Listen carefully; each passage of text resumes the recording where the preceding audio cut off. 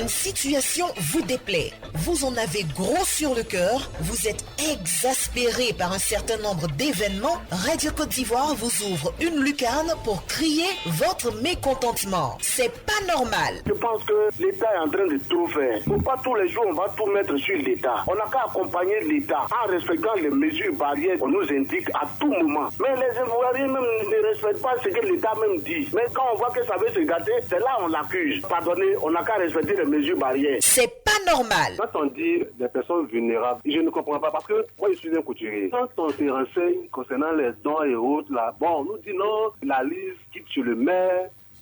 Bon, franchement, on ne comprend plus rien. C'est pas normal. Les mesures de protection au niveau des enfants vont être vraiment difficiles, même les grands. Il y a eu un désordre total. Donc nous-mêmes, nous craignons aujourd'hui nos enfants que nous laissons aller à l'école. Mais nous sommes obligés. Je demande au gouvernement de prendre des dispositions. Disons qu'une façon de contre-attaque. C'est pas normal. Du lundi au vendredi, de 8h15 à 8h30 sur Radio Côte d'Ivoire.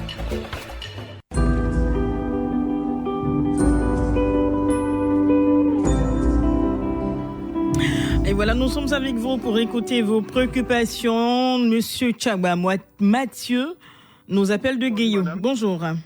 Comment ça va? Ça va très bien chez nous et chez vous? Ici, ça va très bien. Nous vous souhaitons un très bon mois d'août. Merci beaucoup, madame. Une excellente semaine.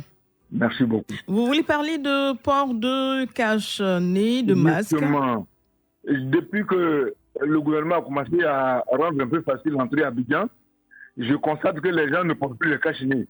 Et ils pensent que la maladie est finie. Mais la maladie, nous la voyons. Quand on regarde, par exemple, l'Occident, c'est-à-dire en Europe, aux États-Unis, nous voyons le nombre de morts. Mais les gens pensent que c'est fini. Donc moi, je pense qu'il faut que les forces de l'ordre se mettent au travail. Il faut que, parce qu'ils ont reçu des instructions de la part du gouvernement. Oui. Eux, maintenant, à eux d'appliquer véritablement les décisions du gouvernement pour vérifier, pour voir partout où on va, même en brousse, dans les véhicules, il faut que la distanciation soit respectée, il faut qu'on porte les masques, sincèrement. Parce qu'au cours des cérémonies ici, vendredi dernier, j'ai vu chez moi-même dans un petit village à Bréquillot, les gens ne portaient pas le cache-nez et ils sont là, ils pensent que c'est fini. Mais non, si vous ne portez pas, vous allez prendre le virus pour empoisonner la population. Mais est-ce que vous prenez sur vous de temps en temps de rappeler qu'il est important de porter son masque? Oui, moi j'en ai. Même quand on a voyagé tout récemment au cours d'une réunion politique, moi j'ai porté le cache-nez. J'en avais 5. Et c'est tout à votre honneur. Oui. J'en ai sur moi tous les jours. Actuellement, je suis à la maison, mais quand je vais sortir, je vais le porter. Bravo. Mais les gens, ils ne portent pas les cache-nez, s'il vous plaît. Il faut que la gendarmerie, il faut que les forces de l'ordre s'impliquent véritablement pour que tout marche. Parce que la maladie, elle existe. En effet. J'ai peur d'être contaminé. En effet. Merci beaucoup, Monsieur Tchagba Mathieu. On peut vous rassurer pour le non-port de masque. Il y a des mesures coercitives qui seront prises, donc vous pouvez être rassuré. C'est vrai, il y a levé des restrictions, mais madame, messieurs, cela ne signifie pas la fin de la maladie. Donc, continuons à être vigilants et à porter nos masques. Merci beaucoup pour la sensibilisation, Monsieur Tchagba Mathieu. Nous nous retrouvons à Tékoubé avec Monsieur Kouadio Lazare, bonjour. Bonjour madame. Alors, bonne semaine à vous. Vous parlez de lavage des mains. Oui madame. Bon, le plus souvent, on n'a pas les gels pour se laver les mains. Mais quand on prend le savon, bon, je ne sais pas si on peut dire le nom de la société. Non, on ne va pas faire de publicité. Oui. Ce qui a écrit dessus, le savon de Marseille. Oui. Actuellement, c'est de la mauvaise qualité. Parce que quand tu vois, tu prends pour laver ta main, il y a des grains de sable. Moi-même, je me lave avec ça. Comme je vais raser le poing, mais ces grains de sable-là, de fatigue, ça passe sur ma figure. D'accord. Donc, c'est de ça que je voulais parler. Et puis, j'avais dit une fois que quand on touche l'argent, il faut qu'on se lave les mains. On se lave les mains. Parce qu'on ne sait pas qui a touché l'argent là au début. Donc, une fois que tu vas à la boutique, on te donne la monnaie. Si tu n'as pas de gel sur toi, il faut laver tes mains si tu es à la maison. D'accord. Il faut avoir peut-être ton gel sur toi pour pouvoir te désinfecter. Parce que l'argent circule partout. Donc, on ne sait pas où l'argent est situé, qui a pris ça avant que vous le preniez. D'accord. C'est ce que je voulais vous dire. Merci beaucoup. Je ne sais pas si on peut parler de la CMU aussi. Quelle est votre préoccupation? CMU, avec votre collègue Didier Fondel, oui. Chaque fois que je vais pour me faire soigner, on dit que ça ne marche pas. C'est le lundi passé, oui. Je suis allé, on m'a indiqué un point, au lieu de me dire ça à l'ancienne direction de la CNPS, là on me dit à la grande mosquée. Je suis allé me promener jusqu'à c'est après quelqu'un m'a dit non, c'est à la CNPS. Donc après on vous a indiqué le bon endroit. Maintenant, voilà. C'est tant mieux. Voilà, maintenant, on m'a montré le bon endroit. D'accord, on va aller rapidement. Il y a une maison rose là-bas. D'accord. Là-bas, je suis parti. Le monsieur m'a dit non, que ma carte est validée, maintenant il peut me soigner avec. Ah, c'est tant mieux. On est content pour vous. Voilà. On est content, merci. Comme aujourd'hui, même pas, Dieu merci, aujourd'hui, je ne suis pas malade. Mais je vais voir un temps pour aller à l'hôpital. D'accord. Pour voir si ça marche maintenant. D'accord. En tout cas, on vous souhaite une très bonne santé, Monsieur Kouadio Lazare. Et puis, en ce qui concerne le lavage des mains, mais écoutez, si la qualité de produit que vous utilisez en ce moment ne vous sied pas, vous avez toujours le choix. Il y a tellement de produits sur le marché, donc choisissez une autre qualité, un autre produit qui vous fera du bien. Et puis, on vous souhaite une très bonne santé. Monsieur Kouadio Lazare, Monsieur Kono Rachel nous appelle de Moussadougou, sous-préfecture de San Pedro. Bonjour. Bonjour, madame. On vous écoute. Vous parlez de fonds de soutien. Qu'est-ce qui se passe exactement? Oui, le coronavirus a touché presque tout le monde. Donc, nous, de notre côté, on a eu la chance, le gouvernement a décaissé près de 120 milliards pour les planter café cacao. Mais jusqu'à présent, ça fait près de 2 mois. Pourtant, le ministre a annoncé, nous... Allô? Oui, on vous écoute, nous sommes là. Donc on attend, depuis là, on n'a pas les nouvelles. On se renseigne auprès de nos coopératives. On dit qu'eux-mêmes, ils sont sur le même pied d'égalité, ils n'ont pas de nouvelles. Donc c'est pour rappeler au gouvernement que ce qu'il a dit là, vraiment nous on n'a rien reçu d'abord et on n'a pas les échos. D'accord. Vous n'aimez pas que vraiment les gens soient frustrés parce que les fonds ont été déjà décaissés comme le gouvernement lui-même. D'accord. Les fonds ont été déjà décaissés, mais on n'entend rien. Donc, je veux savoir plus ce qui se passe et puis vraiment, on n'entend rien là. D'accord. On nous réfléchit un peu. Monsieur Kono Rachel. Oui, madame. Vous savez qu'il y a des conditions pour bénéficier du fonds de soutien Covid aux PME. C'est un fonds de 150 milliards qui a été mis en place par le gouvernement. Il y a des conditions. Est-ce que votre activité a été impactée négativement par la pandémie? Oui. Le gouvernement a décaissé ça pour tous les planteurs café cacao. Donc c'est les coopératives, notre coopérative, les différentes coopératives devraient reçu ces fonds et c'est à eux maintenant de voir nous qui ont été touchés par les Covid. D'accord. Alors si votre activité a été impactée négativement, Monsieur Kono Rachel, vous ne pouvez pas sortir autant de confinement là. D'accord. D'accord, on vous a très bien compris. Ce que je voulais que vous puissiez retenir aujourd'hui, vous êtes revenu maintes fois sur la même préoccupation. Ce que je voudrais que vous puissiez retenir, c'est que le fonds a été déjà mis en marche et donc vous savez qu'il y a des procédures. Donc le fonds va prendre son temps pour être déroulé et autres. Donc si vous devez bénéficier de ce fonds, vous allez en bénéficier. Donc un peu de patience. M'a lâché, voilà pourquoi je reviens. D'accord, c'est très bien. Donc un peu de patience et puis je pense que vous aurez un retour sous peu de votre coopérative ou de la structure qui vous gère. D'accord, Monsieur Kono Rachel? On vous souhaite une très bonne semaine et bon mois d'août. Monsieur Yaoumo Marus nous appelle de Guéyo. Oui, allô? Bonjour, Monsieur Yaoumo Marus. Bonjour, vous madame. Revenez sur le port de masque. Oui. Je voulais parler un peu du port de masque. On vous écoute. Parce qu'on remarque que dans certaines localités, il y a certaines personnes qui ne portent pas de masque. Dans certaines localités, lesquelles? Présentement, à Guéyo ici même. D'accord.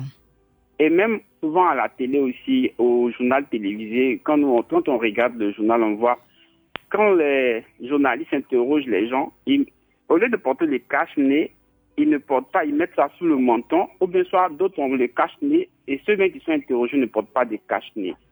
Donc moi je trouve que ça, c'est pas normal. Parce que si nous sommes en train de sensibiliser pour que les gens portent les cache-nez, et que même à la télé, même on voit ceux même qui sont interrogés par des journalistes n'ont pas de cache-nez, je trouve que tout ça, c'est pas normal. Donc, c'est de ça que je voulais parler ce matin. D'accord. Merci beaucoup, Monsieur Yao Maurice. Marus, votre préoccupation a bien été entendue. Nous sensibilisons à nouveau tous les Ivoiriens au port obligatoire de masques antivirus. C'est bon, Monsieur Yao Marus? Oui, non, c'est bon. Excellente journée. Restez sur Radio Côte d'Ivoire. Monsieur Kwaku Kwame Hervé nous appelle de Chepo, sous-préfecture de Divo. Bonjour à vous. Bonjour, maman. Comment allez-vous? Oui, ça va ici par la grâce de Dieu. Radio Côte d'Ivoire vous souhaite un très bon mois d'août. Merci, maman. On vous écoute. Quelle est votre préoccupation? Oui, aujourd'hui, c'est toujours sur la sensibilisation. Oui. Au niveau du coronavirus. Oui. Je voulais sensibiliser mes frères et sœurs à vraiment prendre la maladie au sérieux, à respecter les mesures d'hygiène, ce que l'État a mis en place. Maintenant, une autre doléance au niveau aussi de la santé. Au niveau de l'hôpital de Chepo, nous n'avons pas d'ambulance. Donc, je profite de votre antenne pour demander au conseil régional de nous faire venir une ambulance. D'accord. Et ainsi que les personnes de bonne volonté à nous donner une ambulance à l'hôpital de Chepo. D'accord. Merci et bonne journée à vous. Merci beaucoup, bonne journée à vous également. On retient, Monsieur Kwaku Kwame Hervé, que vous avez besoin d'une ambulance à l'hôpital de Chepo et puis donc que vous lancez un appel aux autorités compétentes, au conseil régional notamment et puis aux âmes généreuses. Je pense que votre message a été entendu. Monsieur Loko Kwasi nous appelle de Broukro. Bonjour.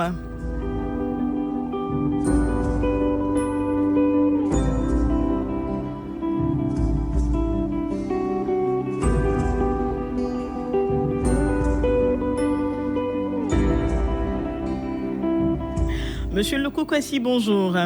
Bonjour, madame. Bienvenue sur Radio Côte d'Ivoire. Merci, madame. Qu'est-ce qui n'est pas normal? Bon, j'appelle de Bourouko dans la sous-préfecture de Gabiadji. Gabiadji. Bon, tout récemment, on dit qu'on a ouvert les bars, oui, les cinémas. Oui. Donc, nous constatons que déjà, même la sensibilisation même ne passe pas trop. Donc, quelqu'un même qui va dans un bar, vous savez souvent, sous quel effet même il ressort du bar. Ben, quelqu'un qui est ivre, on va lui sensibiliser encore dans le magasin, il faut porter ton cache-nez. Quelqu'un qui va dans le cinéma, bon, vous savez, n'importe qui va au cinéma encore, c'est souvent bon. Je vous m'excusez peut-être du terme. C'est souvent nos petits, vraiment, qui vont dans les cinémas. Quand vous allez crier, il faut porter ton cache-nez avant de rentrer et dire tu m'amènes. En ce moment, ça, c'est des trucs qu'on doit, on ne devrait pas les ouvrir. Déplorons avec beaucoup de courtoisie, d'accord? Voilà, donc vraiment, moi, en tout cas, l'ouverture des bars, là, en tout cas, je ne trouve pas trop son utilité. Vous n'êtes pas d'accord pour l'ouverture des bars et maquis? Je ne suis pas d'accord. Est-ce que vous savez qu'il y a... Oui. Actuellement, pour ouvrir, qu'on appelle les frontières, on ne le fait pas. Les maquis, les bars, là, on le fait. On va obtenir quoi là-bas? Monsieur Loko Kwasi, oui. Est-ce que vous savez qu'il y a vos frères et vos sœurs qui vivent de cette activité-là? Nous savons ça, oui, nous savons ça. Et malgré cela, vous êtes contre le fait que ces endroits-là sont ouverts à nouveau? Oui. Alors, laissez-moi vous dire que les responsables et gérants de ces maquis ont été instruits d'obliger les personnes qui fréquentent ces endroits au port du masque et au respect de la distanciation physique. Alors, au-delà de cela, vous savez que le respect de ces mesures et surtout la question de la santé relève de notre propre responsabilité. Celui qui se déplace et qui va dans cet endroit et qui craint pour sa santé va prendre sur lui en plus de l'ordre intimé par le gérant de l'espace, de se protéger, de porter son cache-nez. Donc, on est responsable de notre santé. On ne va pas encore jusqu'à cet instant fermer ces endroits-là qui nourrissent tellement de personnes.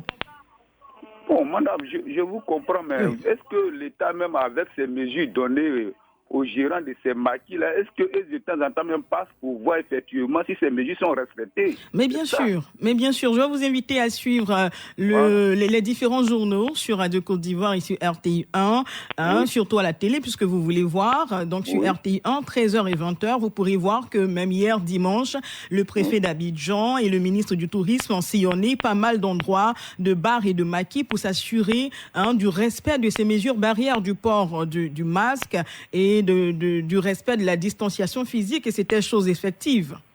D'accord. Voilà. Compris. Donc, ne vous inquiétez pas trop. Et puis, on ne va pas se plaindre parce que les bars et maquis sont ouverts à nouveau. Il y a beaucoup de nos frères et sœurs ivoiriens qui en ont besoin pour manger. Et puis, cela y va de l'économie du pays également, d'accord ? Merci, donc, chacun à son niveau, on sera responsable de notre santé et on va prendre sur nous-mêmes d'abord, avant que quelqu'un ne nous le rappelle, de respecter ces mesures barrières. Merci beaucoup. On vous souhaite une très bonne journée. On prend le dernier auditeur, Monsieur Kra Germain, qui nous appelle de Boisflé. C'est notre dernier auditeur pour aujourd'hui. Bonjour. Bonjour, maman. Comment allez-vous? Très bien, maman. Excellente semaine, on vous écoute. Merci, maman. Bon, vraiment, je vais parler du port du Cache-Nez. Du port du Cache-Nez. Oui. Rapidement. Vraiment, je veux dire que nos autorités, certaines personnes, comme les corps habillés eux-mêmes, quand ils nous arrêtent sur les motos, nous sommes dans les voitures, souvent je vois sur la route, moi j'ai une moto, je prends la route souvent pour aller à à Bono, à Yamsoukro, à Daloa, je vois. Eux-mêmes là, ils ne portent pas le cache-nez. D'accord. Donc les personnes, les usagers, eux-mêmes quand ils les regardent, eux, ils ne portent pas. D'accord. Pourtant, ça doit être la carte d'identité de la population, le port du cache-nez. D'accord. Le cache-nez doit être la carte d'identité des usagers. D'accord, monsieur. Un usager qui n'a pas porté son cache-nez, il faut lui rappeler que c'est important. Pas le réprimer, mais il faut qu'on lui dise. Lui rappeler. D'accord. Lui rappeler en tout cas.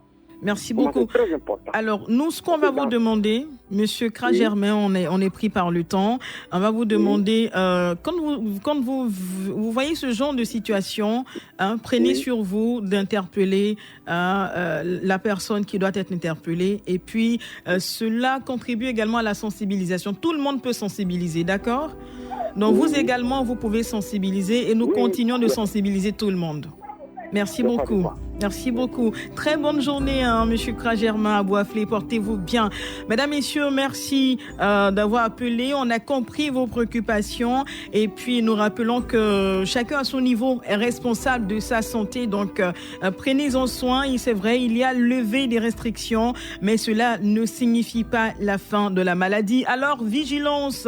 La vigilance reste de mise pour préserver notre santé.